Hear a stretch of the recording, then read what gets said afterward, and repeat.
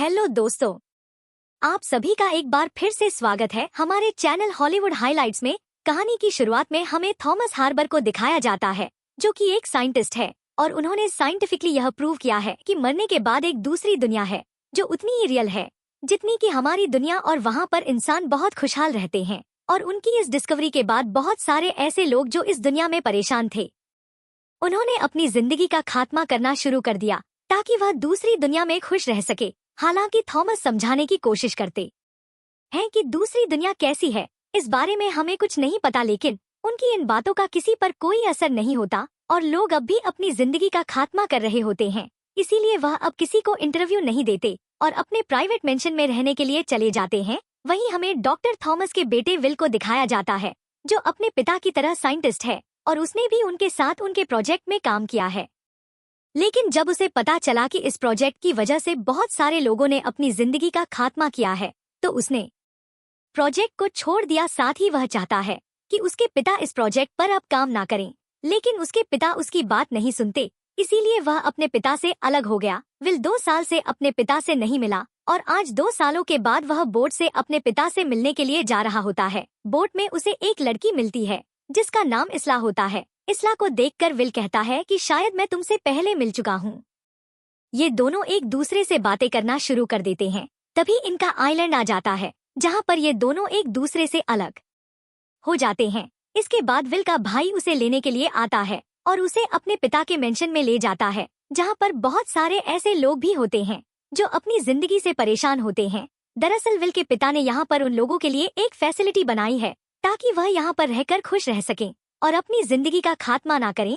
Will अपने पिता से मिलने के लिए जाता है, जहां पर एक बार फिर से इन दोनों के बीच में आर्गुमेंट होना शुरू हो जाते हैं, क्योंकि विल चाहता है कि उसके पिता इस प्रोजेक्ट को बंद कर दें, पर वो उसकी बात नहीं मानना चाहते। विल घर से बाहर आ जाता है और तभी वह देखता है कि समंदर में एक लड़की अपनी जिंदगी का खात्मा करने के लिए लगातार आगे बढ़ रही है। विल भाग कर जाता है और उसे बचा लेता है। वह देखता है कि यह वही लड़की है जिसका नाम इसला है, जो उसे बोट पर मिली थी। विल इसलाइनते हैं।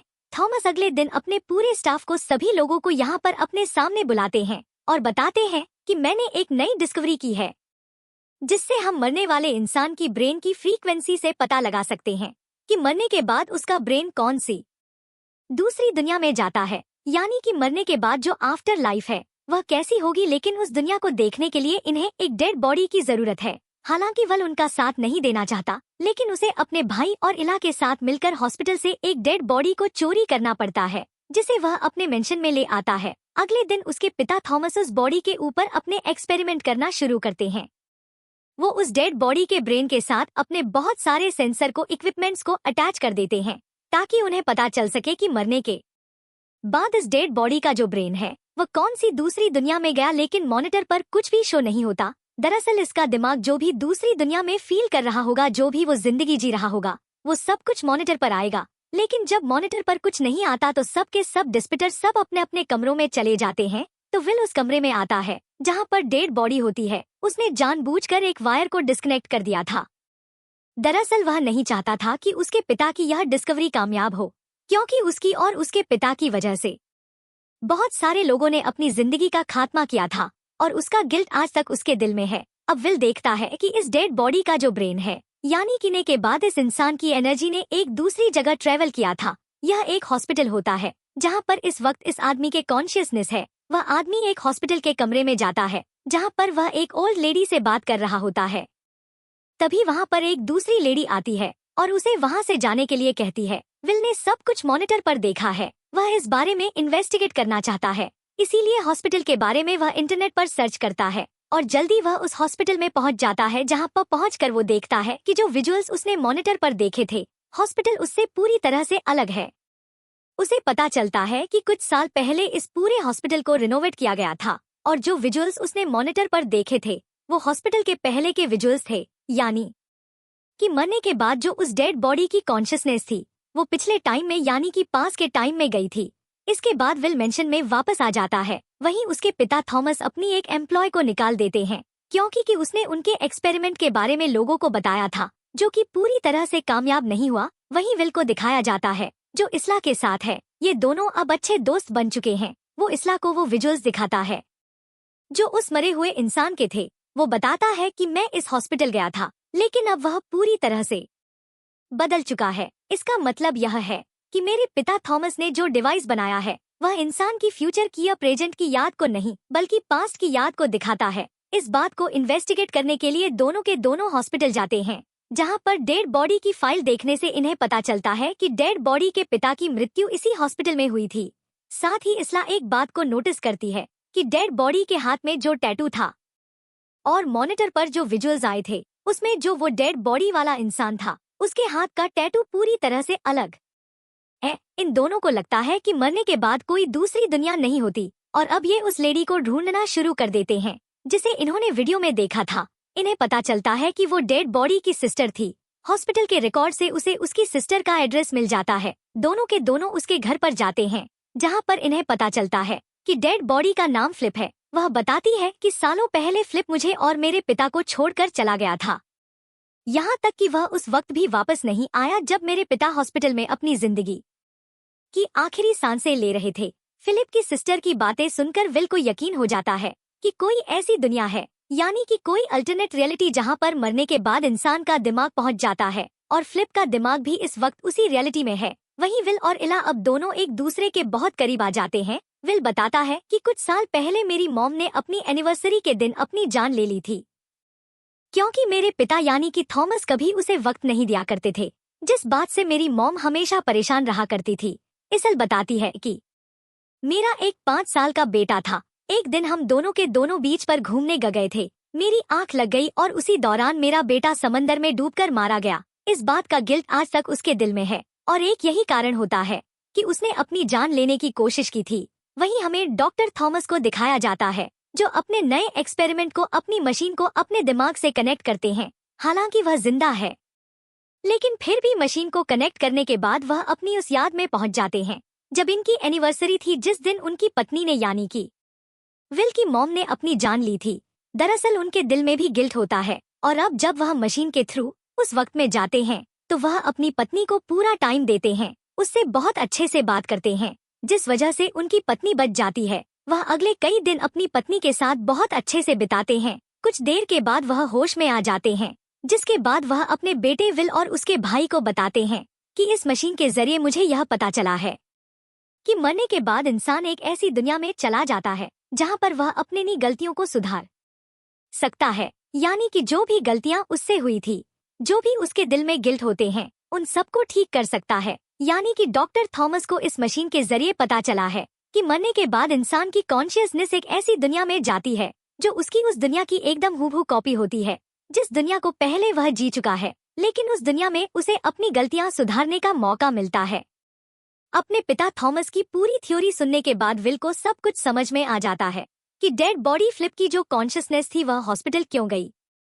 दरअसल उसके दिल में गिल्ट था कि उसने अपने पिता और अपनी सिस्टर को कभी टाइम नहीं दिया, इसीलिए मरने के बाद उसकी जो कॉन्शियसनेस थी वो पास्ट में गई, उस वक्त में गई जब उसके पिता हॉस्पिटल में थे, ताकि वह अपने गिल्ट को दूर कर सके। विलय सच्चाई जानकर और भी घबरा जाता है, क्योंकि अगर इंसानों को यह बात पता चल गई कि मरने के बाद वह अपनी गलतियों को सुधार सकते हैं, उनके दिल में जो गिल्ट है उन गिल्ट को दूर कर सकते हैं, तो लोग ज्यादा से ज्यादा अपनी जिंदगी का खात्मा करना शुरू कर देंगे, ताकि वह दूसरी दुनिया में यानी कि एक अल्टरनेट रियलिटी में जाकर अपनी गलतियों को ठीक कर सके। डॉक्टर थॉमस विल और विल का भाई यह तय करते हैं कि वह इस मशीन को डिस्ट्रॉय कर देंगे और इस एक्सपेरिमेंट के बारे में कभी किसी को कुछ नहीं बताएंगे। अब वो अपने सारे एम्प्लॉयज को बुलाते हैं, जहां पर वह ये अनाउंस करने वाले होते हैं कि हमने इस प्रोजेक्ट को बंद कर दिया है। तभी वहां पर वह लड़की आ जाती है जिसे डॉक्टर थॉमस ने काम से निकाल दिया था, क्योंकि वह उनके एक्सपेरिमेंट के बारे में बाहर के लोगों को बता रही थी।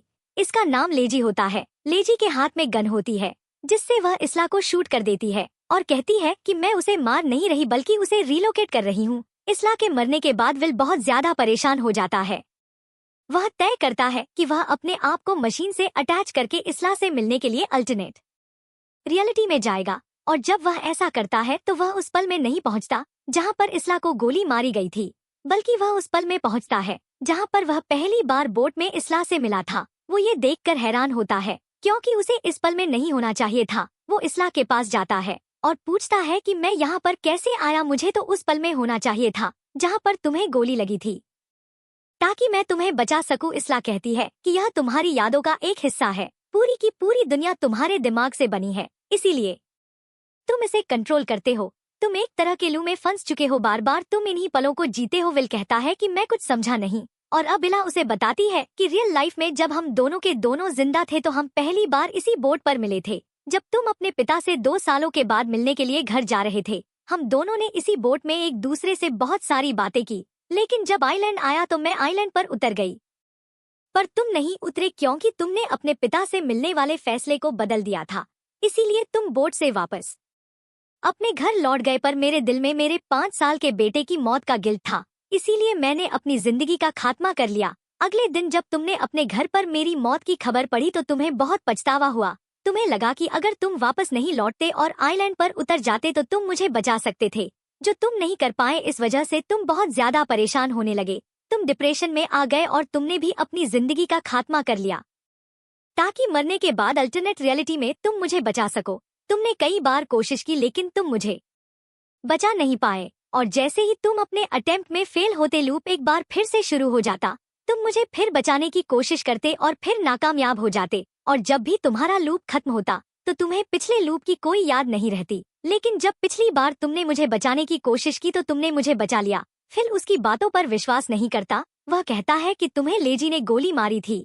वह कहती है कि याद करो, लेजी ने मुझे गोली मारने से पहले क्या कहा था। उसने कहा था कि मैं इसे मार नहीं रही बल्कि रिलोकेट कर रही हूँ, क्योंकि वो मेरे कॉन्शियस ब्रेन की जो फ्रीक्वेंसी थी उन्हें जगाने की कोशिश कर रही थी, जिससे मुझे पता चल सके कि मैं बच गई हूँ और मैं अगली रियलिटी में जा सकूं। इसका मतलब यह है कि एक रियलिटी में जाने के बाद अपने काम पूरे करने के बाद जो ब्रेन है वह एक दूसरी रियलिटी में चला जाता है। वो कहती है कि तुम्हारा लूप खत्म हो चुका है, तुमने अपने टास्क को पूरा किया, तुमने मेरी जान बचाई। यानी कि अब तक हमने जितनी भी कहानी को देखा वह विल की आफ्टर लाइफ थी। मरने के बाद उसकी आत्मा ने यानी कि उसके दिमाग ने इस तरह की जिंदगी को जिया था जहां पर उसने इसला की जान बचाई। साथ ही उसके पिता ने अपनी एनिवर्सरी के दिन जाकर अपनी पत्नी की जान बचाई, क्योंकि विल हमेशा से चाहता था कि उसके पिता की वजह से उसकी जो मॉम की मृत्यु हुई है वह कभी नहीं होनी चाहिए थी। इसीलिए आफ्टर लाइफ में जाकर उसने इस काम को भी पूरा किया, और अब क्योंकि उसने इस पूरे लूप को कंप्लीट कर लिया है, इसका मतलब है कि यह लूप अब दोबारा शुरू नहीं होगा। इसके बाद उसकी आंख खुलती है और वह अपने आप को समंदर के किनारे पाता है। दरअसल यह उसकी एक और अल्टरनेट रियलिटी है। यहाँ पर वह देखता है कि एक छोटा बच्चा समंदर के किनारे खेल रहा है और अगले पल वो डूबने वाला होता है, लेकिन विल उसकी जान बचा लेता है। तभी उसकी मॉम इसला वहाँ पर आती है। दरअसल ये इला का बेटा होता है जिसकी मृत्यु हो गई थी, लेकिन अब उसकी जान विल ने बचा ली है। लेकिन यह एक दूसरी रियलिटी है, इसीलिए इसला उसे नहीं पहचानती, ना ही विल उसे पहचानता है। लेकिन विल को लगता है कि वह इसला से पहले कभी मिल चुका है, ठीक उसी तरह से जिस तरह से जब उसने पहली बार इला को देखा था तो उसे ऐसा लगा था कि वह इला से पहले कभी मिल चुका है या पहले उसने उसे कहीं देखा है।